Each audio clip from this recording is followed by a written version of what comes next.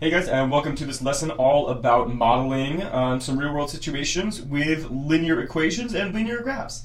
And the theme of this kind of lesson is that it's really similar to something that we did before, but we're going to kind of tack on one new layer of complexity. And so here we go. So suppose that you're the superintendent for your town, and of course the larger your town gets, the more money you're going to receive from both the state and federal government to fund schools, police, libraries, roads, transportation, any public works. And so it's really important to keep track of your population so that you can ask for those funds. In 1990, there were 240,000 people in the town, and we are going to make a really big assumption that this town's population grows at a constant rate of 20,000 people every 1 year. Now, let's go ahead and define some variables, and perhaps we can just go right ahead and make an equation from intuition right off the bat. Let's make our independent variable the number of years since 1990, and we're going to give that the unoriginal variable name x, and let's have our dependent variable be the population in thousands. And if you wanted to, you could always make a quick table of values, an xy table, talking about the number of years since 1990 and what the population would be. So, you know, we've got 0 years since 1990, 1, 2, 3, 4, 5. Of course, these coincide with the years 1991, 1992, 1993, 1994, 1995. And in population, if we're going to do this in thousands, it starts at 240 and it goes up by 20,000 every year. So 260, 280, 300,000, 320,000, 340,000. And that's 20,000 people every year. That's telling us that rate of change. That 20,000 people, if we were to consider what this might look like as a graph, and I'm going to do a very rough sketch here. If we imagine what this might look like as a graph, so I'm just going to label this as x and y. We know what those quantities are. In 1990, the population is 240,000. And note to self, this would kind of be 0 on our x-axis, right? Just because it'd be 0 years since 1990, our population was 240,000. So we're going to make that big green important point right there. And that's our y-intercept, actually, of this graph. For every 1 year that goes by, we experience a 20,000 person increase in the population of that town. And of course, if another year goes by, we have another 20,000 people. And if another year goes by, we have another 20,000 people. In fact, that 20,000 represents the slope of what would be a line that we're going to use to model this situation. Right? Of course, we're using a line because we're making the big assumption that the population grows at a constant rate of 20,000 people every year. Of course, in 2 years, it'd be 40,000. In 7 years, it'd be 140,000. Okay, so let's go ahead and make an equation. Maybe you made it a long time ago with your intuition, but we can also now use this little rough sketch of a graph that we did. And what I would say is our equation would be, well, the population, it started at 240,000 people, and it grew at a rate of 20,000 people every year that went by. And of course, this looks a lot like what we did back in the day with modeling linear situations with the equations, and I hope it's very intuitive to you. And now that we have that equation, we can go down here and we can use that equation to determine when the population will reach 800,000 people. So right, we've got our population variable right here. All we need to do is substitute in an 800 representing 800,000 people, and we'll have an equation to solve, which, you know, shouldn't be that tough. 800 equals 240 plus 20x. Subtract 240 from both sides of this equation. We get 560 equals 20x.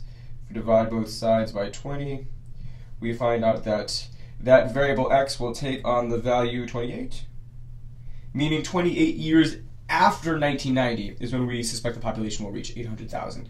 So 28 years after 1990 is about 2018. So that's the year we predict that'll happen. And let's remember this for later. We can also predict what the population will be in the year 2020, right? 2020 is 30 years after 1990. Is that when we're starting? 1990? Yes. So it's 30 years after 1990, so we can just substitute in a 30 right here. And we predict that the population would be, well, it started at 240,000 in 1990, and it grew by, what is this, 600,000 for a grand total of 840,000, which makes sense because that's only 2 years after 2018, in which case it was 800,000. So this really kind of makes sense. Phenomenal. Now here's my question. I'm going to copy paste all of this information because we're going to use it again. No, I don't want that. I just want this. Okay, now what if the independent variable were no longer the years since 1990? What if it was just the year? That's it.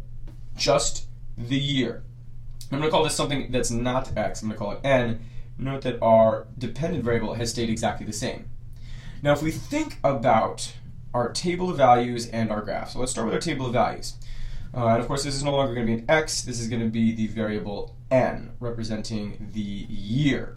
Not the number of years since 1990, but this shouldn't be too hard, right? What before was 0 years since 1990, 1 year since 1990, 2 years since 1990. This just means if we were to substitute the years, it's 1990, 1991, 1992, 1993, 1994, 1995.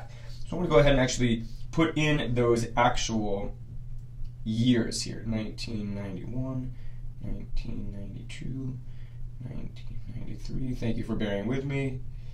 And 1995. Awesome. Now let's think about our graph. And I'm gonna get rid of this equation because this is no longer pertinent. When we think about our graph, our original graph went through the point 0, 240. That was actually the y-intercept of our graph. And my claim is that this no longer is the case. We have a graph now in which it goes through the point 1990, 240. So I kind of want to just quickly resketch this. Note that the slope, the rate of change, remains absolutely the same. It's still growing at that same rate of $20,000 people every year. But my claim is that it kind of starts somewhere else. I'm just going to randomly put this over here. And let's get rid of that green dot, shall we? All right, well, that's okay. And my claim is that this graph kind of starts in the year 1990 when the population was 240,000 people. And so, of course, we could, extrapolate in both directions. But we're really talking about this part right here. And what my claim is that, okay, now we need to come up with a new equation. And we could use the table to help us come up with it. We could also use this graph and the idea that if we were to give that point an ordered pair, it'd be 1990, 240. So you can use the point slope form of a linear equation to come up with the equation for this line. Or you can use your intuition and say, listen, the population indeed still, quote unquote, started at 240,000. It still increased at a rate of 20,000 people per year. So 20 over 1, that's our slope.